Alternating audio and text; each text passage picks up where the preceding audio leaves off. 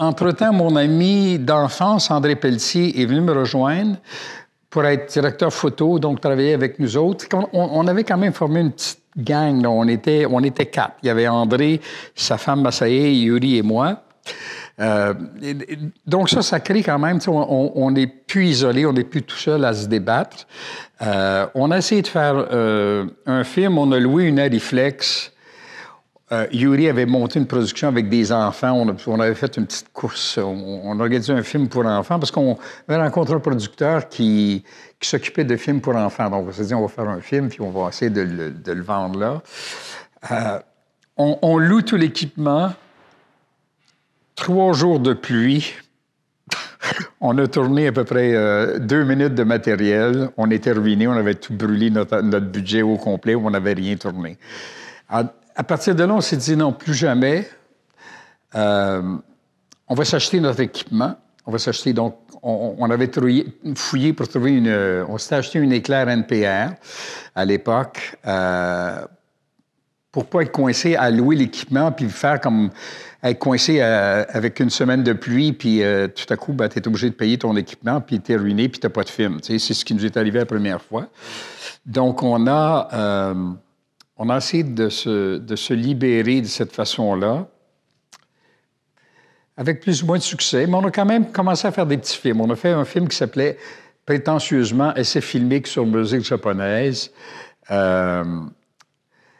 avec des gars d'un studio.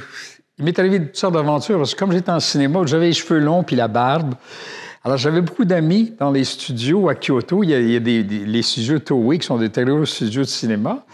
Je m'étais mis ami avec des assistants réalisateurs. Alors, quand il y avait besoin d'un méchant gaijin, un méchant étranger, donc avec les cheveux longs puis la barbe, il m'appelait, ce qui était pratique pour moi parce que ça me donnait des revenus un petit peu. J'étais capable de faire un peu d'argent avec ça.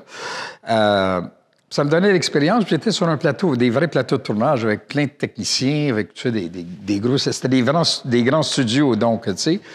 Ça a été une expérience. J'ai quand même fait 3 longs métrages là-bas, ou des longues périodes de temps. Je me souviens, à l'époque où Robert Mitchum était au Japon pour